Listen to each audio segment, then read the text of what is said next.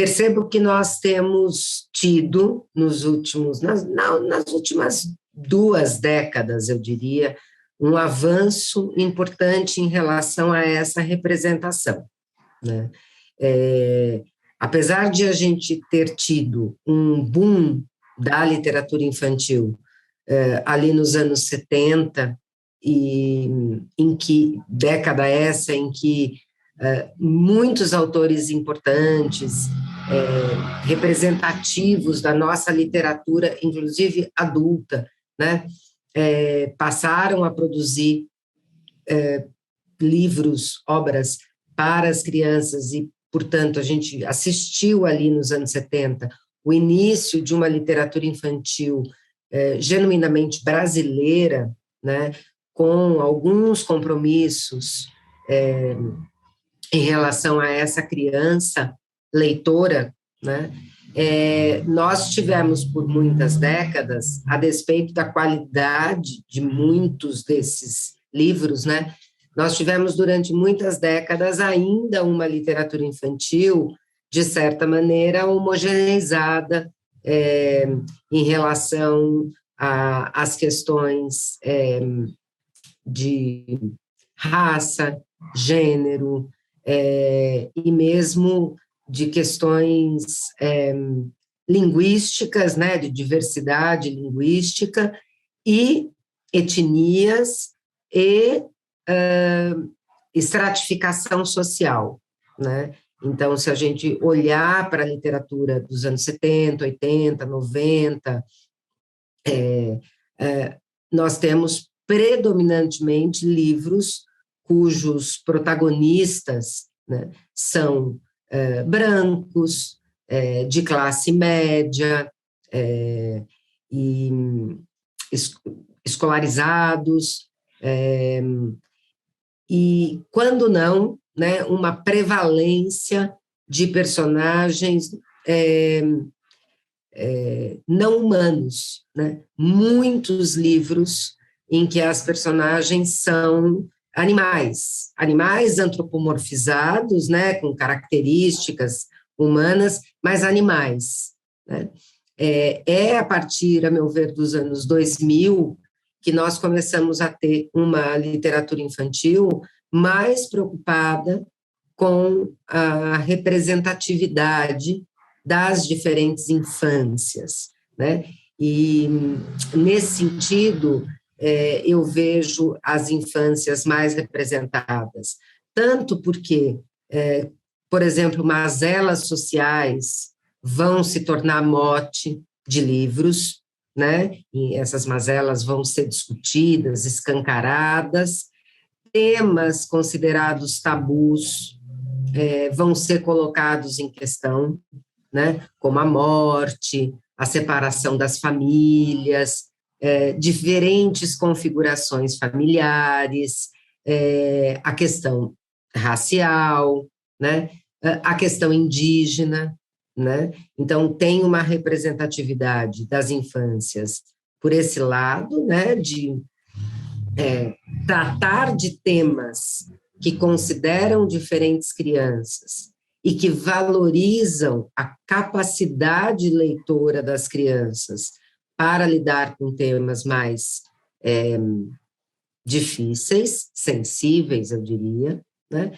Mas, e aí acho que isso, na última década, nos últimos 10 anos, eu acho que vem se intensificando bastante. Essa representatividade vem também porque os protagonistas passam a ser também crianças indígenas, crianças negras, crianças, filhos e filhas de famílias não canônicas, né, não tradicionais, crianças que têm diferentes realidades sociais. Então, eu vejo as diferentes infâncias sendo consideradas e representadas. Primeiro, porque outros temas passam a ser tramados na literatura infantil e, mais recentemente, outros protagonistas, né? Então, o embranquecimento da literatura infantil, que foi uma marca, ele vem gradativamente sendo revisto, né? E a gente já tem uma literatura que representa as crianças negras, né? De uma maneira mais enfática e cada vez mais as crianças indígenas também.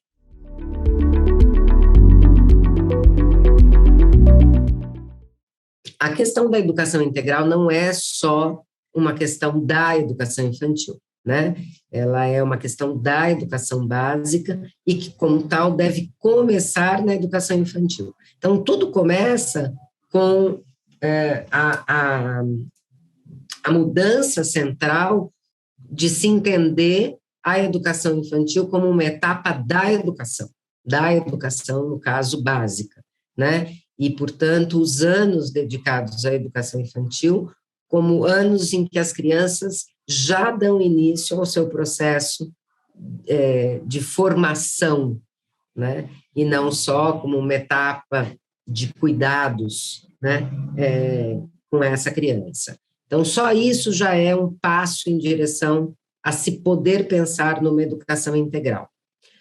A consideração da brincadeira e das interações como eixos estruturantes da educação infantil é, a meu ver, outro ponto que caminha para uma educação infantil comprometida com a educação integral, porque reconhece, valoriza e propõe a brincadeira como uma forma de a criança se desenvolver integralmente, ou seja, reconhece a brincadeira como parte da cultura da infância, como uma cultura produzida pela criança, né, e que permite a essa criança se desenvolver linguisticamente, cognitivamente, emocionalmente, socialmente, motoramente, né? Então, o reconhecimento da potência da brincadeira para o desenvolvimento integral da criança. As interações, como outro eixo da educação infantil, também tem essa potência. Quando se reconhece que a interação da criança com seus pares coetâneos, com pares mais jovens ou mais velhos, e com adultos, tem, de novo, a potência de promover o desenvolvimento da criança, linguístico, motor, cognitivo, emocional, social, né, se está garantindo que tudo o que acontece dentro da escola, né, promove um desenvolvimento integral da criança. Então, a criança está se desenvolvendo integralmente em qualquer atividade que ele estiver fazendo dentro da escola, né, seja quando ela mais velha contribui para uma criança mais jovem se vestir, se alimentar, brincar, falar, ler um livro, seja como ela, como criança mais jovem, se beneficia da interação com uma criança mais velha para essas mesmas coisas, seja quando ela estabelece com adultos relações em que esse adulto funciona como um parceiro mais experiente e pode ali instaurar zonas de desenvolvimento proximal que geram desenvolvimento, transformam situações de aprendizado em desenvolvimento. Então, eu penso que isso, ao lado do que a base coloca, da necessidade de haver experiências de aprendizagem nos diferentes campos, né, campos que dizem respeito a conhecimentos matemáticos, científicos, campo que diz respeito à questão da linguagem, campo que diz respeito à questão das interações sociais e dos afetos. Então, quando eu agrego, né, a valorização do papel estruturante da interação e da brincadeira aos diferentes campos que devem ser garantidos nas experiências às quais as crianças têm direito, porque são direitos de aprendizagem, né? Eu tenho ali, se isso se der, né, eu tenho as condições para que essas crianças tenham um desenvolvimento na perspectiva de um desenvolvimento integral, né, em que em que as competências, né, como diz a BNCC, as competências ligadas ao social, ao emocional, ao motor, à tecnologia, à linguagem, ao pensamento crítico, essas competências podem se dar, né, quando essas ofertas de experiências de aprendizagem são garantidas. E, claro, embora educação integral não seja educação em tempo integral, e não é, são coisas totalmente diferentes, mas há sim de se destacar que a garantia de uma educação integral é muito mais difícil em uma educação de pouco tempo na escola, sobretudo em um país em que a escola ainda tem um papel enorme, né, na promoção dos desenvolvimentos infantis, dadas as iniquidades e injustiças sociais que assolam o nosso país. Então, se nós pudéssemos ter, né, não só a educação infantil, mas aqui estamos falando de educação infantil, em tempo integral, certamente uma educação integral teria maiores chances de se efetivar, né?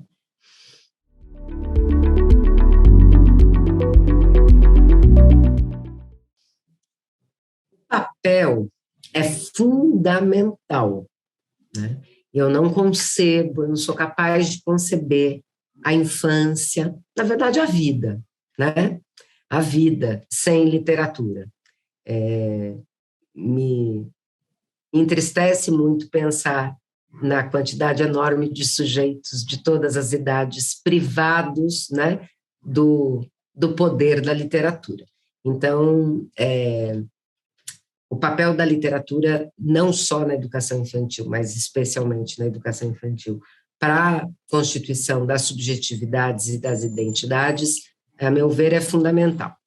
Há de se fazer aqui um parênteses, né, ter um cuidado, que sempre vale a pena ter, de a gente não confundir a literatura ter esse papel, ter essa potência, né, com o uso da literatura para alguma coisa, com a ideia da literatura servir a alguma coisa, ser instrumento para alguma coisa. Essa distinção na educação infantil é particularmente importante porque, pelo menos em minha experiência, eu vejo que é na educação infantil ainda que usar a literatura como instrumento, ferramenta para X, Y, Z, ainda é muito forte e eu tendo a achar mais presente do que no ensino fundamental, né?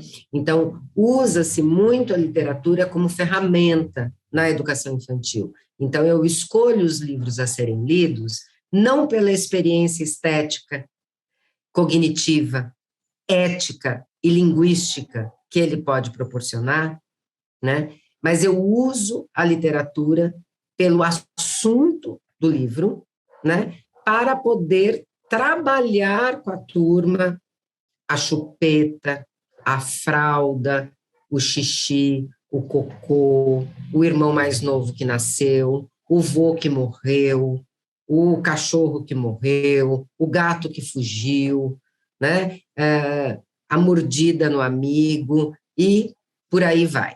Então, usar a literatura para escolher o livro para XYZ, para ensinar XYZ, é o que de pior a gente pode fazer com a literatura em qualquer idade, mas especialmente na literatura, na educação infantil. Um outro cuidado na literatura infantil, talvez eu esteja me antecipando em alguma pergunta, daí a gente revê, tá? Não tem problema. Um outro cuidado na educação infantil, que para mim é precioso também, e que aí já me encaminha para responder efetivamente a pergunta que você foi porta-voz, Paulo, é a opção, a escolha, né, de livros para serem lidos na educação infantil, que sejam livros divertidos, livros alegres, livros de final feliz, livro onde as coisas dão certo, né? Isso, claro que tem que ter livro divertido, claro que tem que ter livro alegre, claro que tem que ter livro em que as coisas dão certo, né? Também tem que ter. Só que só ofertar esse tipo de livro cria uma concepção, né, pelo acúmulo ali, sabe aquela coisa de água mole em pedra dura, tanto bate até que fura, né? Então, de tanto só ler esse tipo de livro, vai se criando uma concepção, a criança vai criando uma ideia de que livro bom e de que ler literatura é um momento de diversão, entretenimento, risada e alegria. Ao primeiro contato com um livro cujo final não é feliz, cujas ilustrações não são coloridas, né? A criança vai dizer, não gosto, é triste, é feio, né? Ou seja, nós precisamos desde sempre ofertar às crianças livros com propostas estéticas, éticas, cognitivas, linguísticas, diferentes, diversas, todas de qualidade, mas diferentes. As crianças têm de ter contato com diferentes autores, com diferentes editoras, com diferentes projetos gráfico-editoriais, com diferentes técnicas de ilustração, com livros que têm diferentes relações entre texto verbal e ilustração, com livros de diferentes temas, com livros que tenham temas simples, leves e divertidos,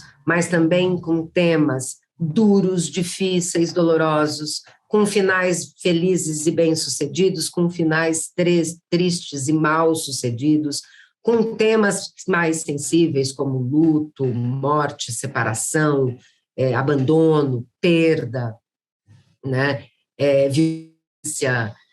Então, as crianças precisam desde sempre ter contato com essas diferentes estéticas, né, para que elas entendam, de novo pela lógica do água mole em pedra dura, tanto bate até que fura, né, para que pela reiteração das experiências literárias, elas construam a percepção de que o momento da leitura literária é um momento de uma experiência de fruição, né, que vai me causar diferentes emoções, né, nem sempre emoções fáceis de lidar, né, como qualquer forma de arte, como é com o cinema, a música, o teatro, a dança, né, não é só da literatura, isso é uma condição da arte, de formar um sujeito para a arte.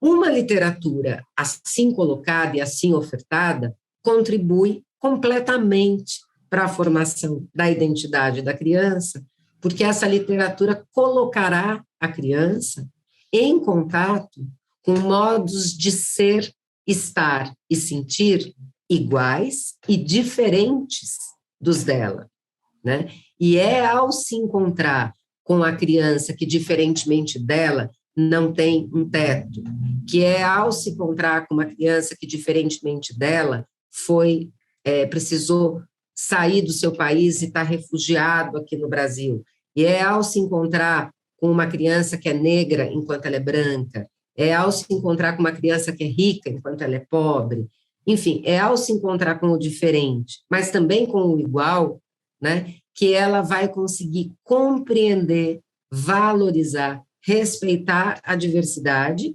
né, e pela diversidade ir entendendo o que a identifica, né, na medida em que nós somos, o que nos identifica é aquilo em que somos iguais a muitos e diferente de muitos. Então, a literatura é fundamental para a formação da identidade, desde que seja esta literatura verdadeira, e não uma literatura que anestesia, uma literatura que serve para eu viver dentro de uma redoma em que tudo é lindo, maravilhoso. Essa literatura que anestesia não contribui, ela deforma a constituição da identidade de um sujeito que deve viver num mundo, né, que é diverso, e ela tem de respeitar essa diversidade, mas ela deforma a própria noção de arte, né? E da possibilidade de fruir essa arte.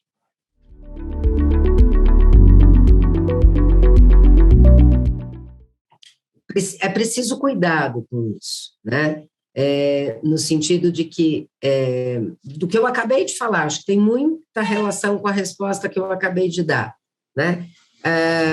Entender essa frase, a criança precisa se sentir representada, quando eu estou num contexto das políticas afirmativas, digamos assim, isso é absolutamente verdadeiro.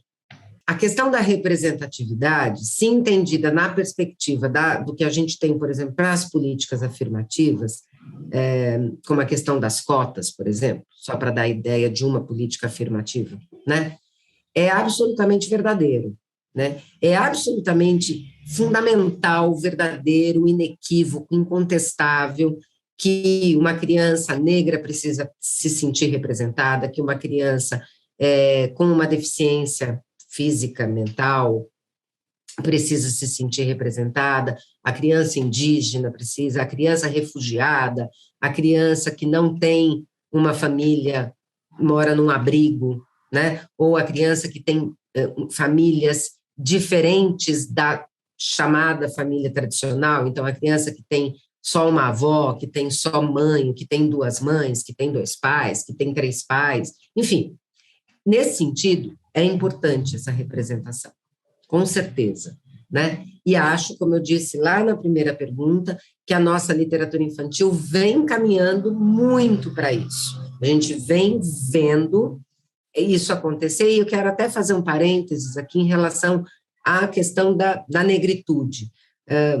A literatura infantil avançou tanto nessa questão que hoje os pesquisadores já questionam a reiteração de certos temas nos livros, no sentido, por exemplo, de dizer, já deu falar do cabelo, né? A gente não precisa, para que seja uma literatura que representa a criança negra, que sempre se fale do cabelo, ou que sempre se fale da ancestralidade e do valor da ancestralidade, por exemplo, né? Um livro simples, um livro que conta uma história qualquer, mas uma boa história, em que as personagens são negras, é uma literatura que está representando, né? Ou seja, não precisa ser militante o tempo todo. Essa fase, é quase como se essa fase já tivesse passado.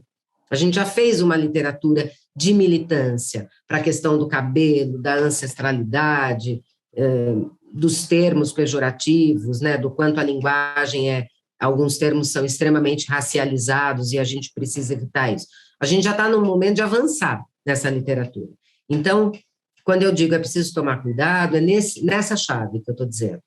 A representatividade é necessária, mas eu não preciso fazer do livro de literatura infantil, para que a representação aconteça, uma militância, né? O livro não precisa militar, por exemplo, por tudo que está acontecendo nesse país, lamentavelmente, agora, com os indígenas, né?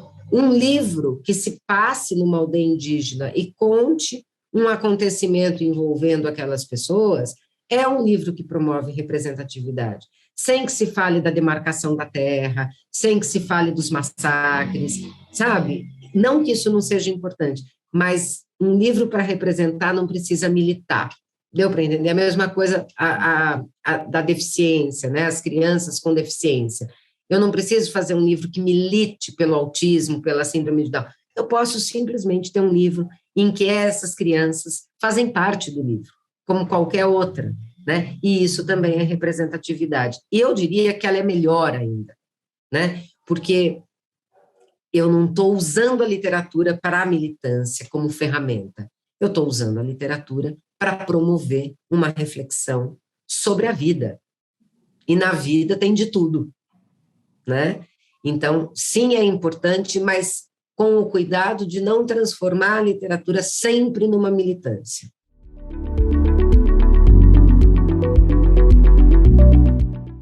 Com certeza, sim, né? Acho que obras literárias de qualidade podem contribuir para uma educação para a diversidade, inclusive independentemente da mediação. É claro que a mediação pode favorecer, mas a mediação também pode impedir, né? Ou caricaturar, ou mesmo desvirtuar o projeto estético, ético, político da obra, né? Então, quando a gente fala de educação infantil, naturalmente a mediação leitora assume um papel quase que indispensável, se a gente considerar que as crianças da educação infantil, a rigor, não leem por si mesmas, né, com autonomia. Então, elas precisam do mediador para que esse mediador empreste a voz ao livro. Então, tem uma camada da mediação mais superficial, imediata e óbvia, que é o de dar voz ao livro, que na educação infantil é quase que uma condição inescapável, por se tratar de crianças que não leem por si mesmas, né?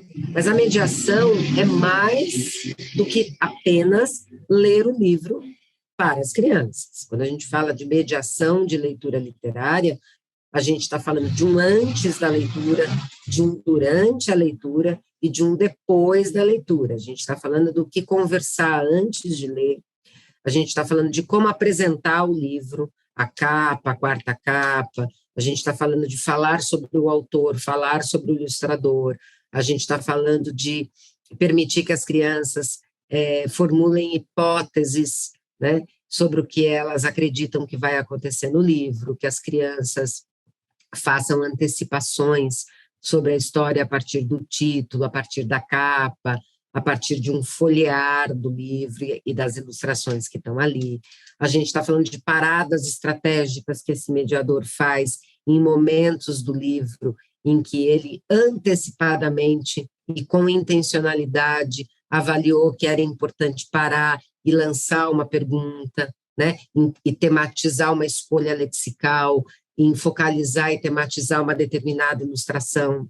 E a gente está falando do depois da leitura, né, de ouvir o que as crianças sentiram e perceberam do livro, voltar em determinados pontos do livro para reler, para ver um detalhe da ilustração, para comparar. A Bruna e a Dani tiveram interpretações diferentes, compreensões diferentes. Vamos ver, vamos voltar na parte do livro que fala disso, vamos reler, vamos olhar a ilustração, as duas possibilidades são possíveis a esse livro ou não, o que a Bruna pensou, veja, aqui na frente a gente percebe que não é isso. Então, isso faz parte da mediação, né? Isso é importante, mas isso precisa ser feito com conhecimento do que é fazer mediação. Mediar a leitura não é impor uma única leitura, que é a minha, de mediador. Mediar a leitura não é silenciar os leitores que estão ouvindo, né? Mediar a leitura não é fazer perguntas de checagem de compreensão sobre o que foi lido. Então, a mediação leitora pode favorecer uma educação para a diversidade? Pode, se ela for bem feita, só que a necessidade de uma mediação bem feita vale para qualquer livro, e não só para aqueles livros que mais diretamente favorecem uma educação para a diversidade. No caso dos livros que tratam de temas mais sensíveis, ligado a toda a ordem de diversidade, eu entendo que a mediação assume um papel ainda mais importante, porque é ali na mediação que se pode perceber preconceitos, perceber estereótipos, né, da parte dos leitores, da parte das crianças, e que se pode fazer intervenções para problematizar esses preconceitos e esses estereótipos. E, nesse sentido, isso vai além de ser um mediador de leitura que entende de livro, de leitura e de literatura. Isso tem a ver com uma formação do professor mediador de leitura, que entende também do que é educar para a diversidade, né? Como é que os preconceitos se constroem, se reproduzem, os estereótipos, e o que é preciso, como é preciso intervir para que uma educação que valorize a diversidade seja empreendida.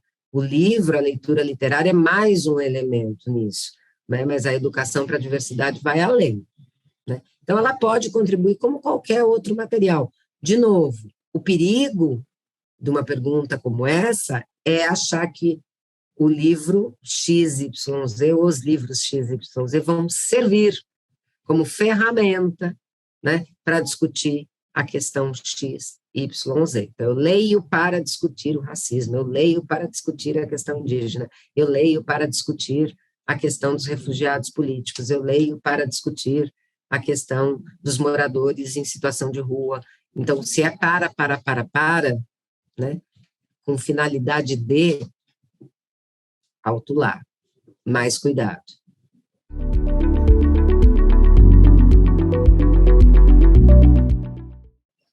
Sem dúvida, e acho que tem uma coisa importante na pergunta e no seu quase comentário sobre a pergunta, que é: a literatura não deve ser instrumental, né? Serve para, tem a finalidade de ler para X, Y, Z, porém, ela é um terreno absolutamente rico e fértil para a promoção, né, de uma educação integral e para a diversidade, né? É um terreno absolutamente fértil. Então, eu acho que tem um pedaço da pergunta de vocês que a gente ainda vai começar a perceber o efeito dos retrocessos que a gente viveu e vem vivendo, em todas essas questões que você mencionou na sua pergunta, né? Nós, acho que está para sair o resultado do PNLD literário para a educação infantil, né? E quando sair o resultado do PNLD literário para a educação infantil, nós poderemos saber como foi a avaliação desses livros e o quanto houve ou não um patrulhamento das obras que vão chegar nas escolas com dinheiro público do PNLD em relação a essas questões, né, se houve ou não.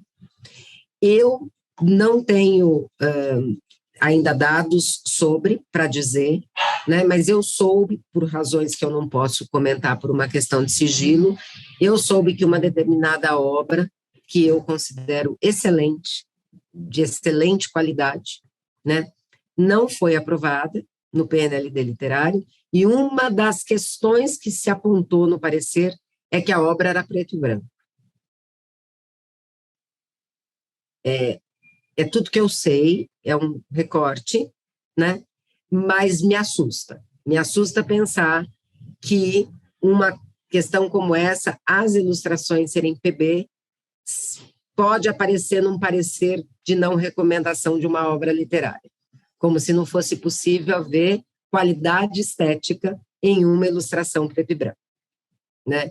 Então, espero que isso seja um detalhe, um recorte que não diga mais nada, mas isso pode indicar que chegarão às escolas via PNLD literário obras cuja avaliação, infelizmente, foi atravessada por esses retrocessos. Veremos. Assim como veremos, de maneira mais indireta em relação à literatura, mas também não deixa de ser uma questão, no ano que vem, quer dizer, veremos daqui a pouco, né? As obras que foram aprovadas, obras didáticas que foram aprovadas de 1º a 5º ano, PNLD, anos iniciais, né? Veremos se os livros didáticos de 1º a 5º ano também sofreram ou não sofreram essas intervenções em nome de uma literatura asséptica que anestesia, né? Vamos ver. Não dá para saber ainda. Então, eu acho que a gente ainda pode ter más notícias, esperamos que não. Então, de toda maneira, respondendo, quando a gente pensa em políticas públicas de distribuição do livro, se houver na avaliação, na política de avaliação e distribuição desse livro, né, a intervenção de critérios que reverberam os retrocessos que a gente vem vivendo, nós vamos ter um efeito, nós vamos ter problemas, porque nós vamos ter, nos próximos anos, a chegada nas escolas de livros que sofreram uma avaliação, digamos, enviesada. No entanto, né, a escola não é feita só dos livros que ainda chegarão em 2023. A escola tem seu acervo, né? Algumas têm acervos maiores, outras têm acervos menores, né? Mas há de se acreditar que elas têm acervo e que, portanto, né? De novo, né? De novo não, porque eu não sei se eu falei disso diretamente até aqui, mas a formação do professor é muito importante, porque o professor há de encontrar naquele acervo maior ou menor, né? Possibilidades de obras que abrem a possibilidade de discussão sobre esses temas mais sensíveis. Quer dizer, por mais que haja censura, digamos assim, se o professor for bem informado e souber o que é um bom livro, ele pode ir atrás de algumas saídas, né? Até mesmo vídeos na internet, não é a mesma coisa que uma experiência literária com o livro, sem dúvida alguma, mas é melhor do que nada para que esses temas não deixem de ser discutidos, né? E a literatura é uma forma de discuti-los, sim, desde que seja feito, eu vou usar entre aspas, naturalmente, né? Sem aquela ideia do ler para, tá?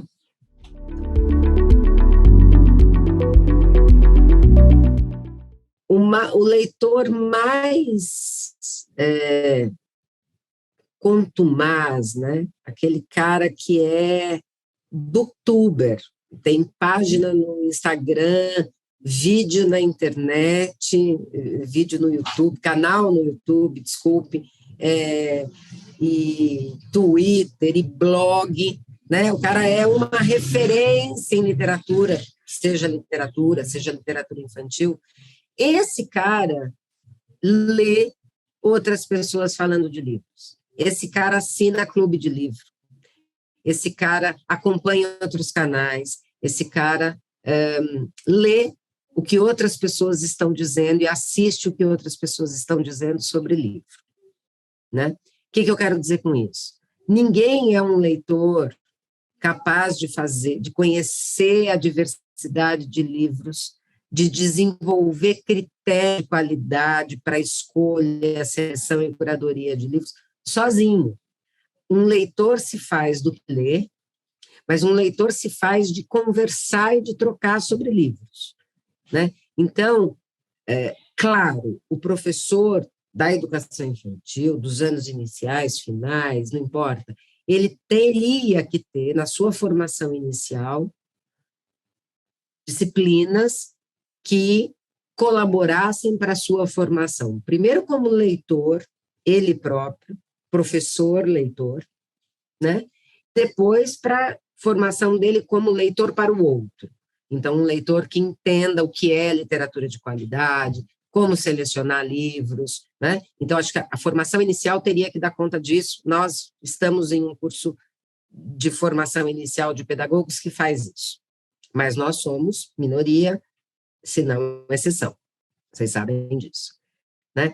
Mas não basta a formação inicial, é preciso continuar. Nesse continuar, tem de ter a parte do próprio professor, que, se possível, é assinante de um clube de livros, se não é possível, ele frequenta bibliotecas, ele lê revistas especializadas, ele assiste a canais, ele segue páginas no Instagram de outros leitores que falam sobre livros, para que ele mantenha acesa e constante e renovada a sua curiosidade sobre livros, o que vai levá-lo a ampliar o seu repertório. E, nesse sentido, por mais que ele seja um leitor, seja capaz de escolher um livro bom, reconhecer um livro bom, por mais que ele tenha uma biblioteca pessoal de 500 e tantos livros, como vocês sabem que eu tenho, né, de livros infantis que só crescem, felizmente. Por mais que tudo isso, um bom material sempre vale a pena. Então, um site, por exemplo, que traga informações e formações, de alguma maneira, sobre literatura infantil, sobre mediação de leitura, sobre livros, é sempre bem-vindo. Porque é isso, nenhum professor vai ser um mediador de leitura completo sozinho, né? Só com o que ele sabe e acha. Aliás, isso pode ser perigoso. acompanho alguns canais e algumas pessoas. Acho que semana passada eu vi a Daisy, daquele canal A Cigarra e a Formiga, que é um canal que eu adoro seguir, né? E eu a sigo no Instagram também,